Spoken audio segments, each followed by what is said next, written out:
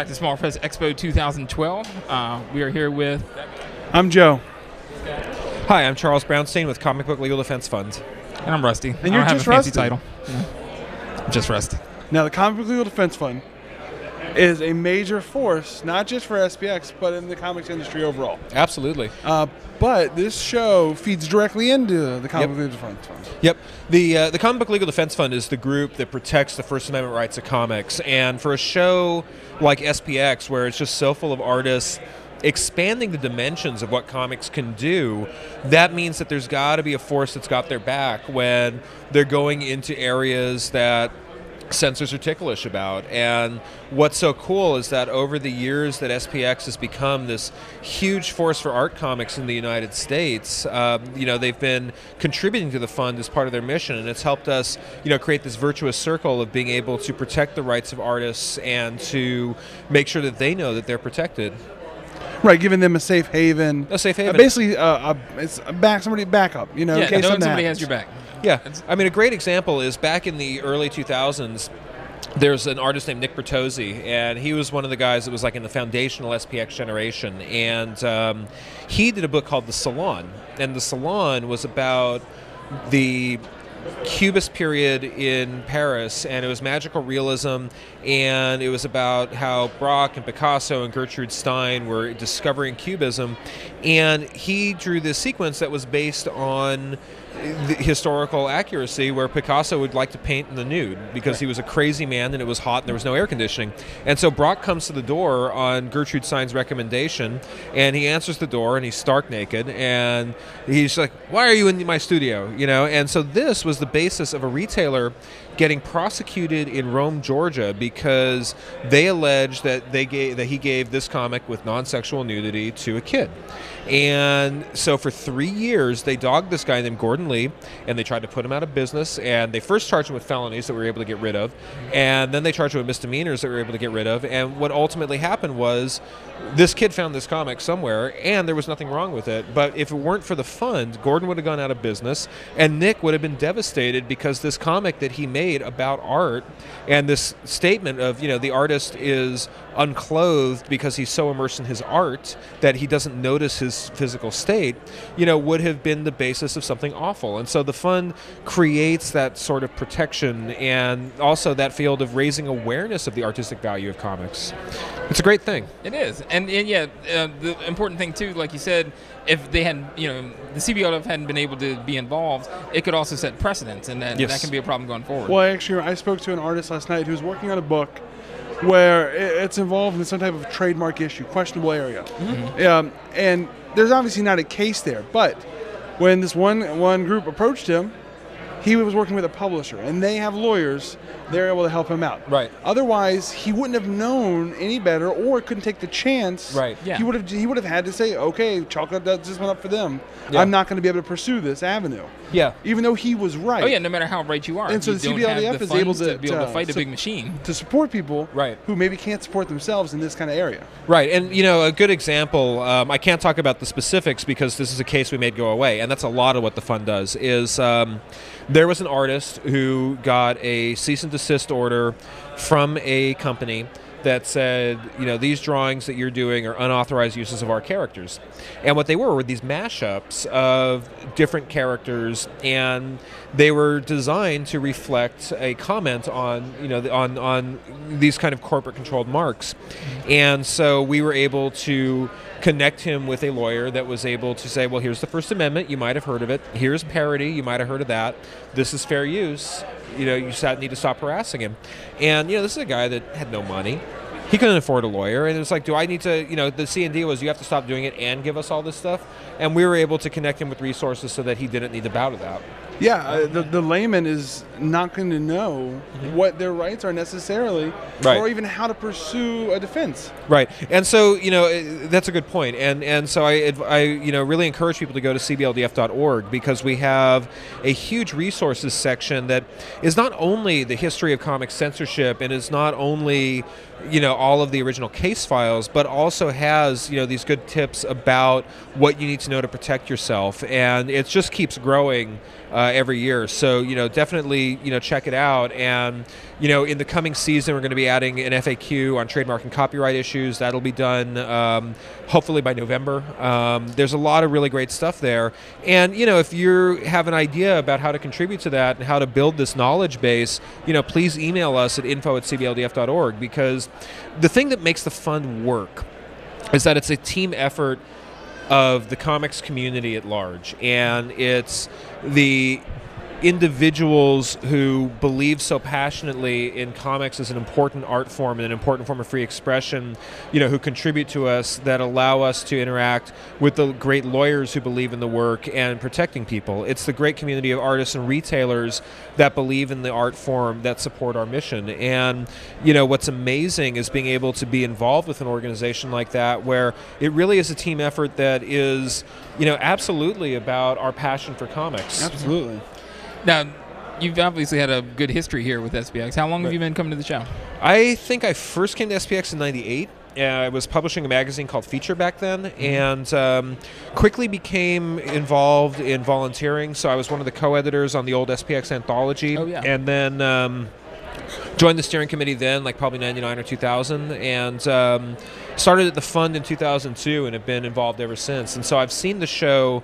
I'm not the longest person, but I'm one of the longer people that's been involved, and I've seen the show grow from being this kind of outgrowth of the Dave Sims Spirits of Independence tours that brought us, Bone and created, this generation of self-published pamphlet comics, to where, sometime around 99, 2000, these guys from RISD, Tom Devlin, who's now at Drawn and Quarterly, Jordan Crane, Brian Ralph, just came out with these silkscreen comics that changed everything and created the aesthetic that you see today. And what's so awesome is that now, coming to SPX, I know maybe like a third of the people here. Yeah, and we've had the exact same experience this weekend, yeah. And it's awesome. It's awesome because it just means that new people are coming in and bringing their new visions and finding the community. And that's what makes SPX, like I half-jokingly say, a religious experience for people, because if you come to it with this attitude of, we're all here for comics because it's this force that affirms our life, you really see it pouring through every table and in the energy of every person. It's a great thing. It's funny that you mentioned it that way, because we were talking about this earlier. Through the CBLDF, there are a lot of what I would call big name guests that come to SPX. They come here so that they can some way support CBLDF through signings, things like that. And what's fun to see is you get these big creators who come to SPX, and they seem like they've never seen anything like it, and it just fills them with a creative energy. It's just man, I was here the year that Frank Miller and Will Eisner came, and Frank was just like completely blown away, and he was like, Will, have you, oh my God, and he'd never seen a mini comic before, right? And so the next year at MoCA, he and I did a mini comic for CBLDF because he was just like, I need to do a mini comic. That was so cool. So he did this story called Man with Pen and Head about being this extra that got killed on the Daredevil movie, and so like he and I go to a Kinko's, and are like stapling this thing, and it's like, in what reality would 15-year-old me go, I'm going to be stapling a mini comic with Frank Miller? Yeah. But that was like because he went to SPX and because he was so psyched about it. Yeah, I mean, there are people that have come through, Frank Miller, Will Eisner, like you say, Harvey Picard came through one time. And every time it's kind of funny because it's like they get involved in something that they didn't, like either they didn't know existed or something they had a long time ago, But once you become a creator a long time, you keep working the industry, you kind of get separated from that chaos of creation, that happens at a place like SPX. Yeah, well, creation is such a solitary activity just by necessity that it's easy to forget that you're not alone in it, and this is an environment that is so supportive and so curious about the creative impulse that I think watching Jaime, get the ovations last night, the well-deserved ovations for his work at the Ignatz Awards, and just, seeing him afterwards, drinking beer with kids, it's awesome. Yeah, there are no delineations at this show. No. Everybody can mingle with everybody, and everybody benefits for it. Yeah. Yeah. If we were here any longer, the kumbaya would get disgusting. But it's totally amazing. It is totally true. Now, I remember before you worked at CBLDF, you were a journalist, And you did a lot of online work about actually law issues, if I remember correctly. Yeah, I did a lot. I did a couple things. I published a magazine called Feature when I was in high school, and then in college I was a reporter for PW and also principally ComicCon.com splash page, which is now gone. And my beat was covering business news, and it was like that period where comics changed from just being focused on the direct market pamphlet and the back issue market to being a graphic novel market that was forceful in the bookstore economy. And between 2000 and 2002, there was this amazing transformation where the bookstore economy became viable, the Spider-Man movie didn't fail, Ghost World came out, Smallville came out, From Hell came out, and there was just this big critical mass. And the moment that it all tipped forward was in September of 2001, I think, where we had 9/11, and it was obviously horrible, and comics were the first medium to coherently respond. And so Marvel did their Crying Fireman benefit book, and DC followed, and Jeff Mason had his 9/11 relief, and that was the moment that there was all of this media saying, hey, these comics are doing cool things. And then 2 weeks later, it wasn't 2 weeks later, but it was in the same year that Ghost World happened. It was the same year that Smallville happened. And so it kind of overwrote the stigma against comics. And we're still fighting that, like especially we at the Fund, because we have to do a lot of work where we're helping libraries. Like, no, just because it's comics doesn't mean it's low value. Well, I would think just by your nature, you're dealing with people who don't understand what comics are or can be. Yeah. That's why there's an issue that has to be dealt with. Yeah, totally. But it's fascinating. I mean, comics. When I got into comics, I'm not going to tell you an old man story, but like when I got into comics, like everybody was so focused on the idea that there's a stigma against it, and we're never going to get legitimacy. And like when I was a reporter, like it would be a news item, like the New York Times ran a 3-line blurb about comics. That's so amazing. Everybody would high five. Yeah, everybody would, because it was a big deal, because we were so outside of the mainstream. And now comics are right in the heart of mainstream culture and mainstream literary culture, and the people that you see in this floor are 5 years ahead of that. Absolutely. And that's what's so interesting. And that's funny to see that with the younger generation of creators now, they don't even think about it. It's not even an issue. Yeah, and that's awesome that they don't have to. Yeah. I mean, they should know. They should be aware that it wasn't always like this, which means it doesn't always need to be like this. But yeah, I mean, when Frank came here in 2001, and saw all of these people that didn't have the same stigma baggage that he did growing up, like, why are you going to be a cartoonist? That's they're just one step above a pornographer. There's no attitude there. They may not expect to make any money, but there's no stigma that you're doing something that's somehow tawdry. Yeah.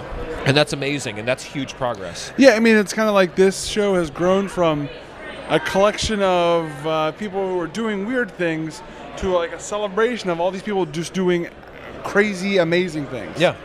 And it's the same people usually, and it's the same types of projects. It's just the worldview of it has changed. And it's awesome to see how the show becomes like self-sufficient, how like it creates its own comic creators, basically. Yeah. The people come in, like we talked about this before with our books, where we came one year and saw people doing mini comics. I was like, wow, we can do that. So we started doing it, and then so many people we talked to, this is their first or second year, that had come to the show as attendees for a few years, decided, wow, that's I can see how I can make my way into that, and just went for it. Yeah, it's great, and there's been probably 4 generations, maybe 5 generations that have done that over at least the time I've been here, and you've seen the tenor change. We started with the the genre direct market comics, and then we went into the early high water books, top shelf, where there was Craig Thompson coming out with Chunky, and it's like, I got something big that's coming later, or the year that Calla Allen had her jar of pennies, where she glued a penny onto the cover of a book, and it was a big deal, and then you had like the Andy Runton era, and now you've got like this weird like monsters era going on, and it's just very interesting to see how the generations come in and they bring their own issues and they bring their own interests, and it ain't going to be the same next year as it is this year, and that's exciting. It is exciting. It's always a fresh show because of that. Yeah. Now, is there anything you want to spotlight or highlight going forward with CBLDF then? Well, we just launched a revised website at cbldf.org, so I really encourage people to go there. There's, hundreds of pages of resources about how to protect your rights, what your rights are, but also good tools like the history of comic censorship. We have a daily news blog that is all about comic censorship issues in the United States and around the world. It's really interesting. So I would just encourage people to go there and just to get involved in your local market. If you're interested in our issues, let people know. Talk to your retailer. Spread the word. And if you want to get involved in a more formal capacity, email us at info@cbldf.org. We'd love to work with you. Thank you so much for talking with us. Thank you. Have a great time at SPX. Thank you. Take care. Take care. Thanks.